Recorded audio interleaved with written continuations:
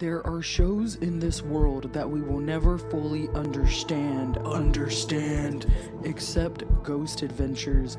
We have watched every episode to build our obsession, our fandom. Watching alongside each other because no one we know really gives a damn.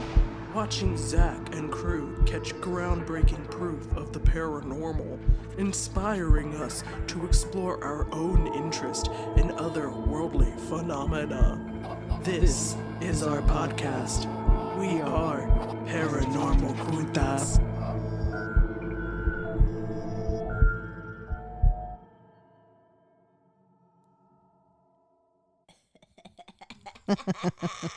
Working quick at those buttons. Bethany's out here trying to take us off a mutant shit. What up, everybody? It's me, Leah. And it's me, Bethany. And we're the Paranormal Putas. Woo, woo, woo, woo. I sound like shit. Damn it. Okay, hold on. I can't. Whoa. Okay. I don't know what else to do other than There you go. Put it right here. It's fine. All right, fantastic. This is not ideal. We're not in our usual setup today because this week in Texas, we had our annual winter storm. Yeah. And Leah's area is still out of the internet. Yeah, it's a real bummer. So once I leave Bethany's house, like it's like Stone Age out there, bro. Like I gotta fucking, She falls off the grid I gotta read books and shit. for the first time. I never learned to read. So it was fun bringing down all of our equipment to Bethany's apartment so we could watch Ghost Adventures and record this episode. As much as I love being at home and like how awesome it is to do this here today, it's just not as great as our usual studio. Like space. you can hear like my fucking neighbors and shit. And like our table is not up to the level we need it to be at. Look, I'm holding my mic in my lap. In my lap. It's like a this. fucking 20-pound mic. I got it. We got this. Oh, I'm sweating. The things we do for Zaddy. Yeah, it's making my glasses fog. Whoa. This episode's getting steamy. Already? We haven't even started. Oh, man. It's going to be a good one. Hell yeah. Today we're reviewing Ghost Adventures Season 5, Episode 3, Jerome Grand Hotel, which aired on February 25th of 2011. Good times. Hell yeah, bud. So why don't we learn a little bit about Jerome Grand Hotel? Where really, I think it's really the only historic note I made was it's a mining town. And once you've heard that story, you've heard them all, you know. But Bethany's going to break it down beautifully for us. I love how like our notes are kind of minimal for this episode because we was eating hamburgers. I was hungry. I was ripping up a bacon jalapeno cheeseburger. It was so bomb. Anyways, so the Jerome Grand Hotel is a historic hotel in Jerome, Arizona. Ow. I don't know if they have those accents there. We have them here. So it's just really a Texan thing. Anyways, it was originally constructed in 1926 under the name of the Verde Hospital, or I guess Verde. I don't know how they say it over there. Owned by the United Verde Copper Company, UVCC. Later to become, as Leah mentioned, Phelps Dodge Mining Corporation. Yeah, man. I think it was noted in the episode that it's a ghost city because it is said that there are more spirits than the living. So spirits actually outnumber the living. That's pretty cool. And that this general area, because it was a mining city, according to Zaddy Bagans, it attracted the greedies. Greedy peoples. The greedies. I said greedies. He just said greedy peoples. I turned it into greedies. That's fair. And he said on the property there were at least 9,000 deaths that they kind of know of. Which is real cool because I think any one person would think, oh, 9,000 deaths. Let's repurpose this land for a hotel. It sounds ideal. You moved the headstones, but you didn't move the bodies. Yeah, pretty much. That's what happened cheap here. Land, man, and the land was probably real cheap. And that's how we got the Jerome. And it was pretty cool when they were talking to people in pre-investigation because they got a lot of stories and stuff. And according to those who run this hotel, they said that a lot of people check out like in the middle of the night. Like not a lot of people make it in this place overnight. They get too scared. They're too scared. It's a spooky place to be. It really is. Sorry, I got to move my mic off my lamp because it's a heavy motherfucker. I'm like holding it with my thumb now. Here, put it on this. Oh, yeah. You doinkus. Bring that back. Bring that up. Ooh, yeah, there we go. I had to makeshift a table out of a pillow in my lap. This is fun. It's like a slumber party. Got a fort. Like when we used to make home videos or make home videos of us acting out. Oh yeah, like yeah. Like Buffy like episodes. Yeah. When we would use our Spike cutout. Oh my god! Now we're gonna have to share that with people. That's good. Anyways, getting back into the episode. Yes, please. Another thing that was really interesting that we found out about this place is that when they were building the hotel, the property managers were not allowed to do autopsies. Well, I guess it wouldn't be the property managers, but it would be like, they couldn't really like report the bodies. Like, or when they did report the bodies, they were not allowed to run reports or do autopsies on these bodies because there were so many fucking sketchy deaths out there that the mining company was just like covering shit up, and they were like, nah, you're not gonna look into these bodies because you ain't coming for me. All right, you ain't coming for me. You got nothing. You got nothing. Such instances as really a big story here is Claude, right? Yes. The maintenance man that died on property, and they actually have a chalk or like a cutout. What are those? A chalk outline. Oh yeah, the body outline. Yeah, and I guess what had happened was Claude was for some reason like looking into the elevator. Nobody really knows, and this is why it's so sketchy. Is because you see his body but not his head, and where the head would be is where the elevator shaft is, giving you the impression that his head was ripped off by the elevator shaft. So, I guess you don't need an autopsy for that one. But also, why? Why was that a thing? Sounds like moidal to me. Yeah, so that's what people assume, that Claude was actually murdered versus like freak accident shit. Yeah. And it's really quite hilarious when Zadie Bagans is trying to get that same angle that Claude had. And he's filming while the elevator shaft is in the elevator shaft, and the elevator starts like coming down. And this dude don't move. Like the elevator is coming right for his face, about to chop his fucking head off. And he don't move. And so like everybody else is like, Zach, move! And they like pull his ass out from under there. It's so good. It was fucking wild. We can't have anything happen to Zaddy's face like that. Yeah, so for real. I'm glad. What was really funny? It's his moneymaker. It's his. It's his moneymaker, yes. But what was really funny is that the person that pulls Zach from the elevator was the guy they were interviewing, Chris. Like Nick and Aaron were just like, oh my god. But they were just like legitimately gonna watch Zaddy like get his head fucking cut off. Like they did not budge. They were just recording it, and I thought that was so fucking fun. Yeah.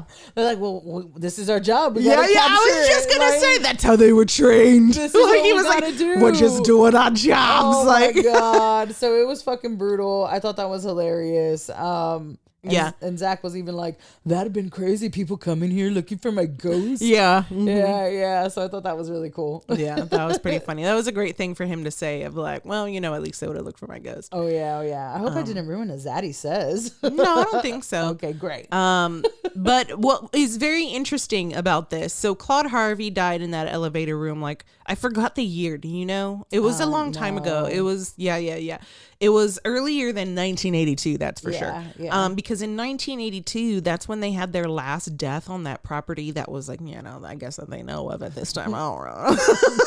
But according to one of the kids who runs this place, more according to Chris, he said 1982 was their last death, and it was a guy named Hoff Manila who hung himself on a pipe. Oh man, yeah. Yeah, and I think when Chris, the guy that Chris is the hotel manager that they're interviewing. Yeah, like his parents own the place, right? Yeah, and he's like the yeah. manager. Yeah. So he's talking about that, and he's like, he hung himself off the pipe that you're standing under, Zach. And Zach like looks up like, whoa, you know, like totally into it. Oh yeah, way more than anybody should be into like some guy hanging himself. So it was very, it was a funny zaddy moment. yeah. What else happened pre-investigation? We talked about Claude. We talked about the mountain necrofusion, baby. Yeah, but before we even did that, we didn't even write it down because it was just kind of like whatever. But Lonnie and his workshop. Oh my god! I know. It's because his name's Lonnie. Like, who wants to talk about Lonnie? But the guys meet up with Lonnie, and he basically has a workshop, and it's kind of on property, but in a different building. It's like across the street, kind of. And they walk over there. They ask him if he's experienced anything, and of course he has. But what was crazy is that on that property, he says the maintenance man also killed himself there, but he shot himself. Yeah. So we have two different suicides, two different maintenance men, two different locations, but like half a mile apart. Yeah. So Zach's like, whoa, what's the deal with that? Like there has to be a correlation or something going on there.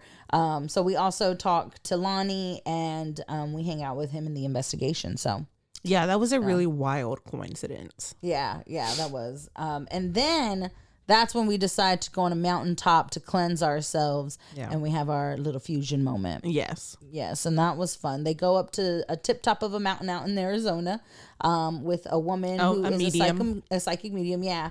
And she's just kind of talking about like, you know, breathe in the fresh air, cleanse your energies. And the guys stand there and like they open up their arms and they're like, oh yes, you know, bringing it all in and taking it all in and having a good time. And then they're like, all right, we're cleansed. Let's do this.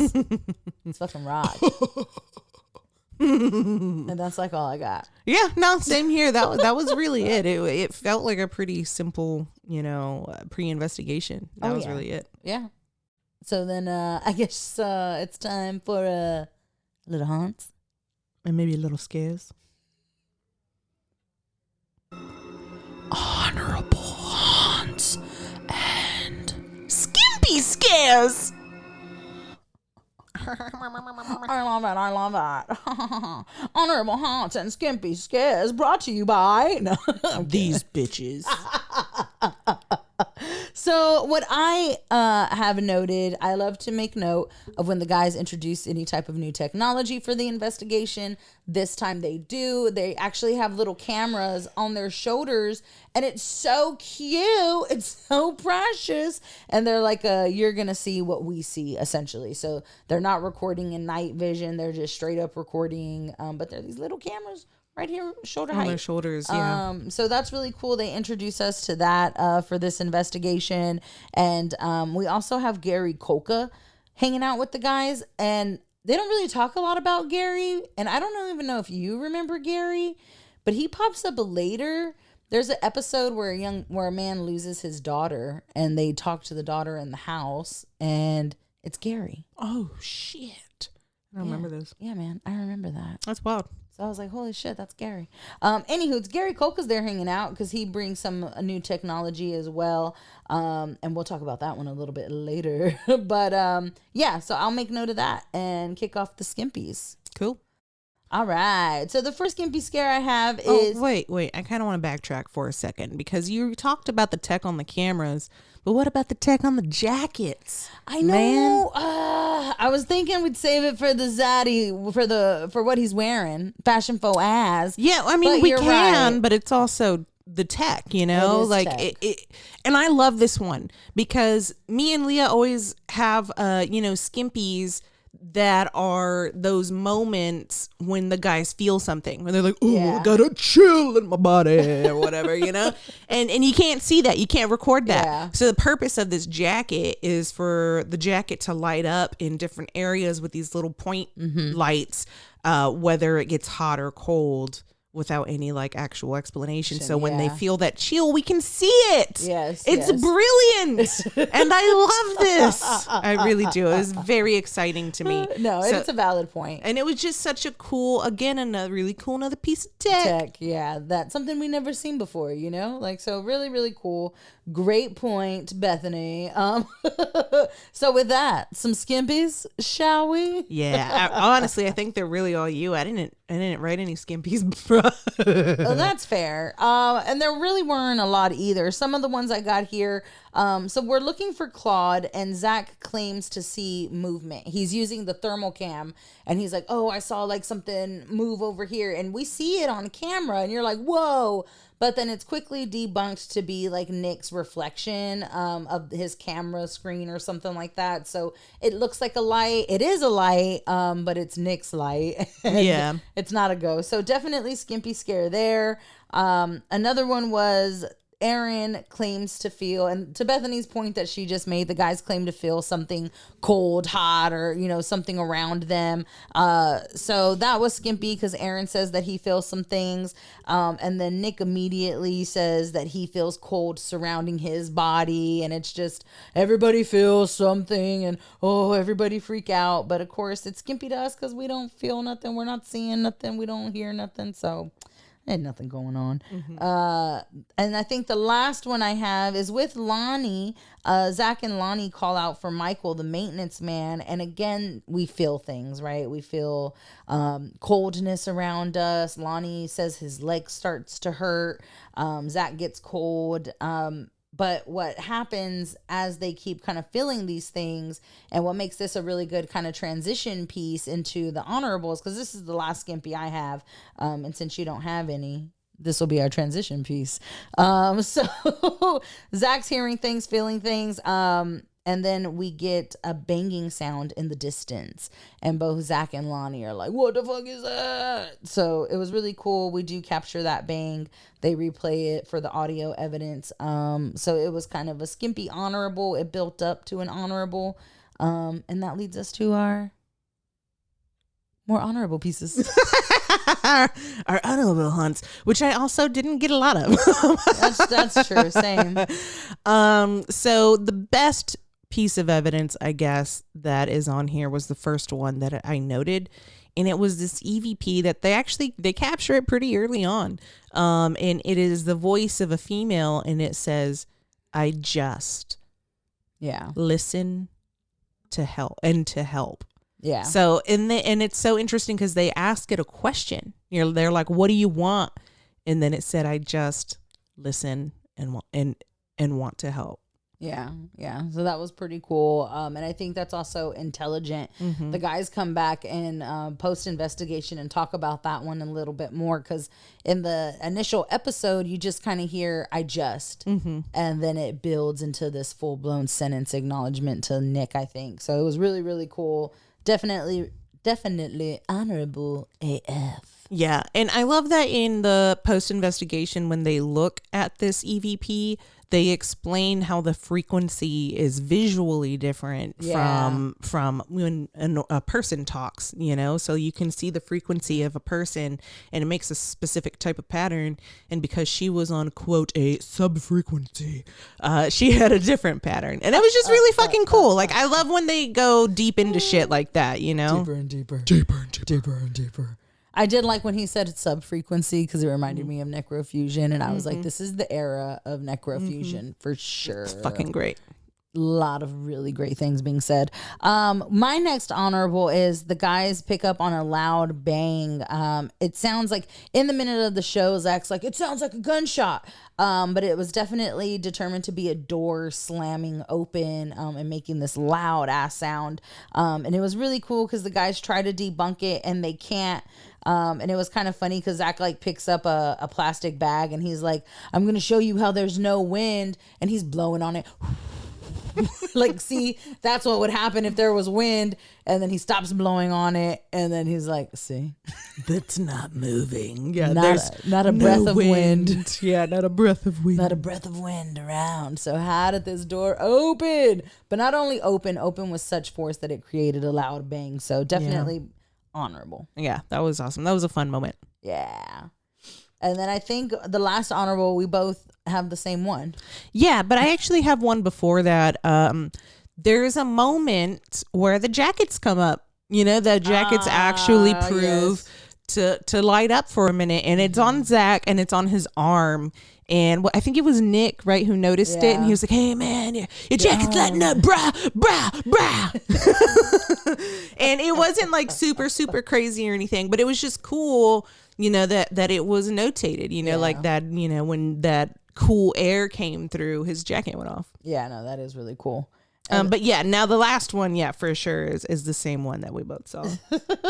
So Zach, using the thermal image camera, he does redeem himself a little bit, and he captures like a mist, like orb thing. Yeah, it's like a ball or something. Like, and it has mass to it because you can't see a window that you can see before, and then this mist moves over the window. You lose sight of the window. Zach pans over, comes back, and the mist is completely gone. So it's a shapelet, like just a circle thing. Like it's so weird. It's weird. almost as if it's like it starts at the bottom of the screen and like moves up and forms into this ball and then just kind of disappears. But I have a problem with this moment because Zach fucking pans away from it. You know what I mean? And I'm like, bro, stay on it. Like, don't move the fucking camera. So I don't know if he really realized that was happening. Yeah, exactly. Because that was really frustrating for me. I was like, don't move the camera. But it was still really fucking cool.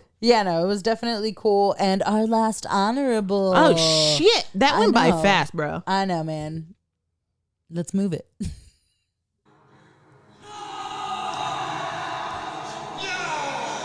Zach's fashion for us!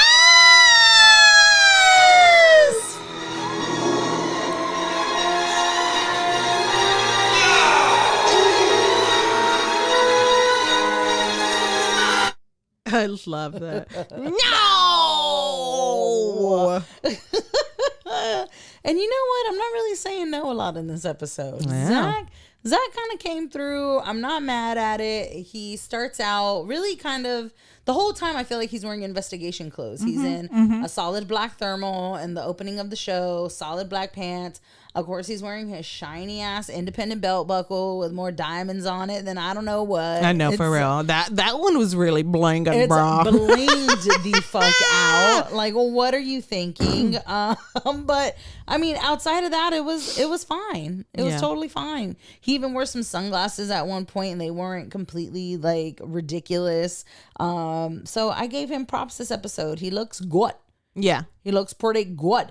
I did make some notes though, and I'll say this. Bethany goes, "Oh, look at that!" And I thought you were talking about Aaron's skull patch on his shoulder. So I was like, "Oh shit, yeah, I'll make note of that," you know. But no, that's not what she was talking about. Although Aaron had a little skull patch on his shoulder, and it was cute. She's talking about Zach wearing a hoodie that looked purple.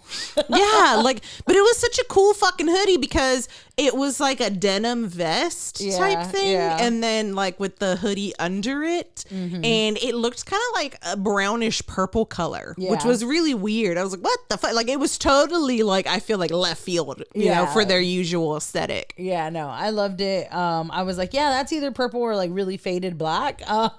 It was hard to tell for me, but I agree. And the black denim was just kind of rocking it. And then, of course, the last one I had was Zaddy wearing the jacket with the lights. It was a fitted jacket. It fit him real good. It was like a nice black bomber jacket. Really cool looking. He looked badass in it with the little lights. Very like Tron and shit. I was like, get it, Zaddy. Yeah. And it worked. It worked. So yeah, it was a really cool fucking jacket. I loved it. I loved it. And the last thing I have noted is, of course, we're seeing more of Billy Tully. He's hanging out, still just the EVP guy, doesn't really get a lot of screen time, whatever. But he's rocking a famous Stars and Straps shirt that I haven't really seen since, what year was this? 2011. Jesus Since like 2011. Christ, Bubba. And 12 years ago? Yeah. Is that where we're at? Yeah. Oh, God, pour Holy one out for the shit. homies. Pour one out for famous Stars and Straps. Oh my God, I remember that brand just being so hot tits and everybody wanting that shit. So it was really just funny to see the brand on TV again. Yeah. And that's it for the fashions. Holy shit. This one is going quick. We're zipping zooming. But it brings us to my favorite part of the episode. Zany Zaddy says, Oh no, I was gonna do the holy shit. No. Oh, okay. Zany Zaddy says, What? Holy shit.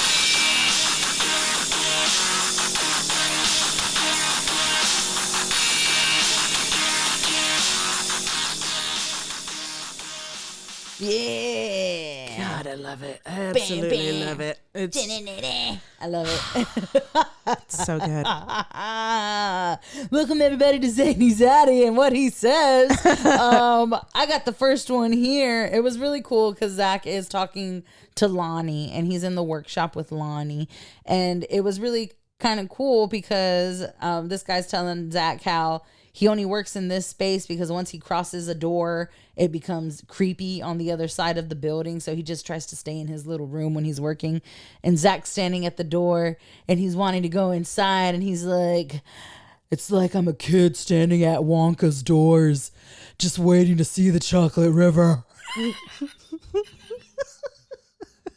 That was so corny. It was so cheesy. I was like, what? Like, Oh my God. where the fuck did that come from? Like, bruh. It don't matter. He said it. He did Yeah, it. it was great. It was great, though. it Like, was I mean, I zany. get it, He was so excited that's where his mind went. He felt like a kid in a fucking candy factory. So, I mean, I get it. It's cool. I was loved fun. it. But it was great. It was great.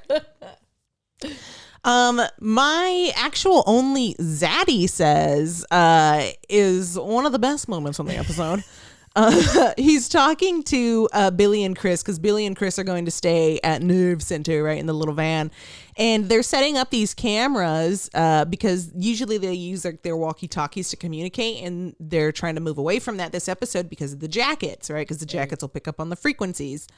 So anyways, Zach's talking about the audio on these things, and he goes, You'd be able to hear a mouse fart.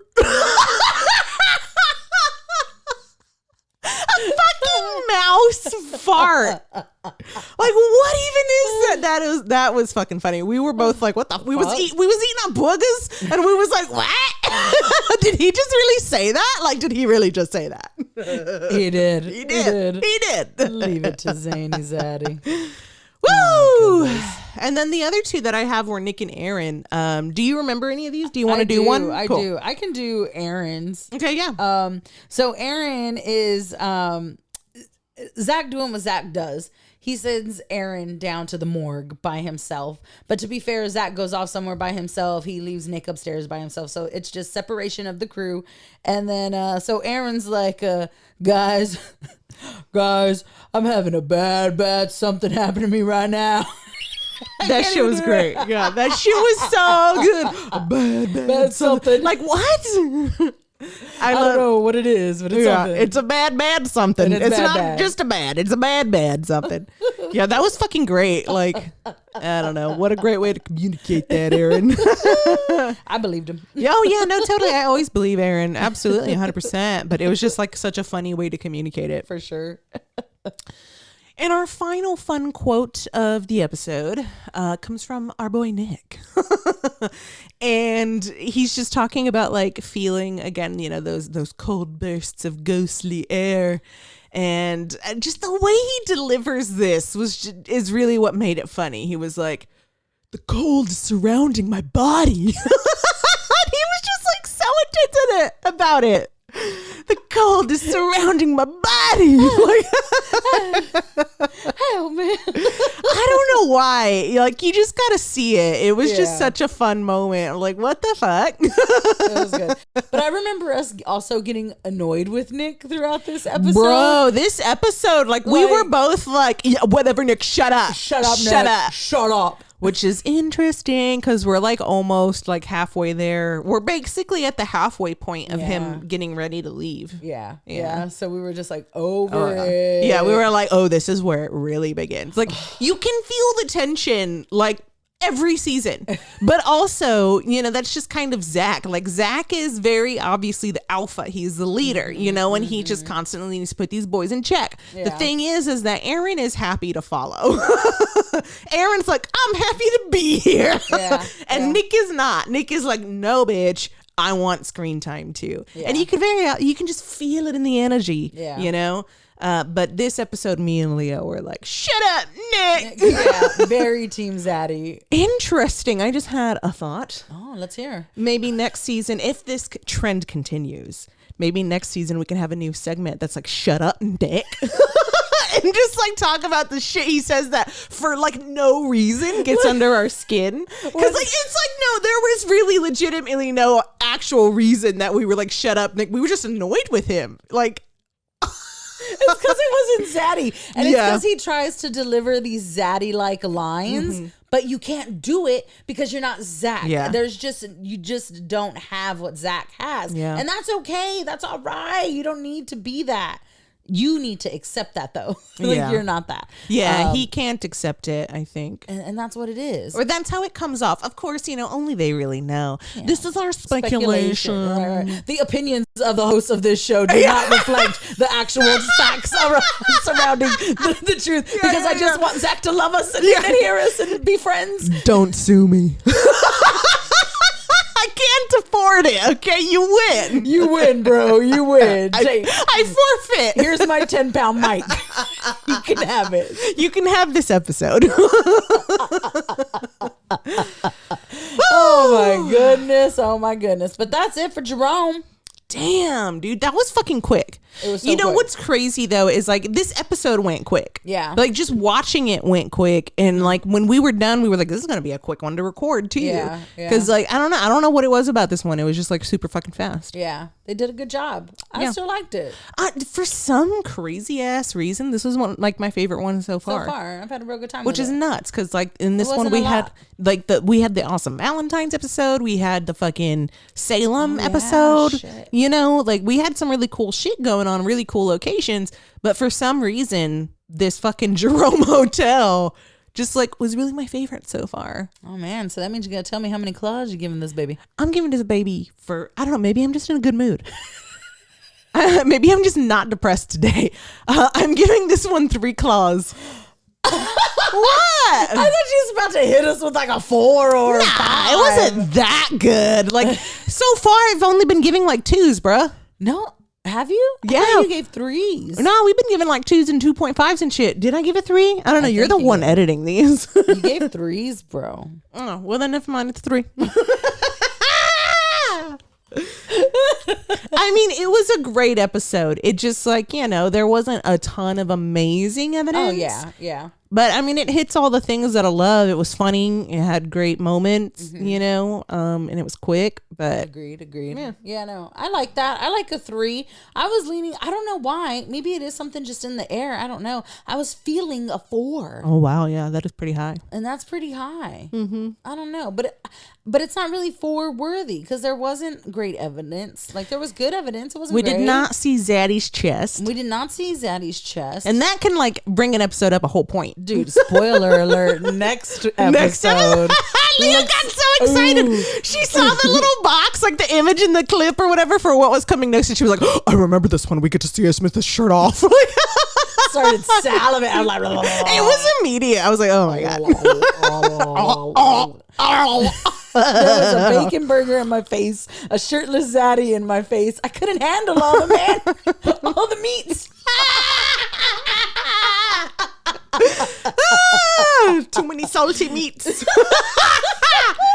Oh my goodness. So yeah, man. So we got a 3 claws, a 4 claws. rapping that baby out. Yeah. Man, even though it was a real good time, I feel like we still need to cleanse. Always. I'm always tired. I'm so tired. You know, we're in our 30s now. Mid to late 30s. We're just tired. Let's clean it.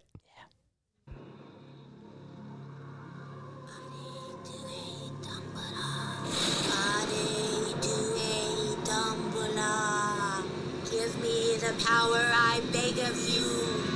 Hare Due Dumbledore. Give me the power, I beg of you. L'envoi, monsieur de Boischelliot. Ce soir, Etienne, roi de mort. Hare Due Dumbledore. Wake! Oh, shit.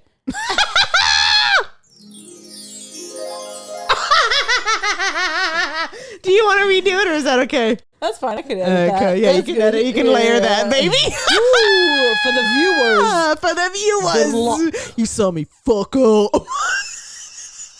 You better not say nothing. You know what? You need to take that big deep breath in. Now let it out. And you're still fucking cleansed, all right? That's right. That's right. No gaps over here, baby.